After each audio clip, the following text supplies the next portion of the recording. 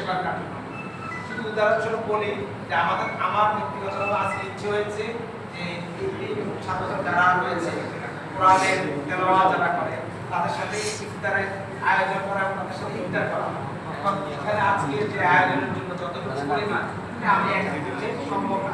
আমাদের সংগঠনের বিষয়টা হচ্ছে এই প্রজেক্টটা আজকের জন্য নিয়েছি, সবাই যারা শব্দ অনুসারে দিয়েছে একত্রিত হয়েছি। আমাদের কাজটা এখানে বাইরে থেকে সংগঠন থেকে অন্য কোথাও থেকে কোনো টাকা আসবে, আবার এখান থেকে কোনো টাকা এরকম কোনো বিষয় নেই।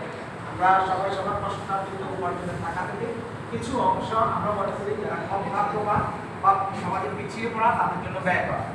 এই একটা প্রজেক্ট। আরেকটা প্রজেক্ট আমরা হয়তো করি শিক্ষা উপকরণ বিতরণ করি বছর শুরুতে মেধাবী যারা রয়েছে কম তাদের শিক্ষার বই খাতা কিনে দেওয়া, তারপরে কোথাও হয়তো কন্যা কমিউনিটি সেখানে আমাদের কাজ হচ্ছে এটা।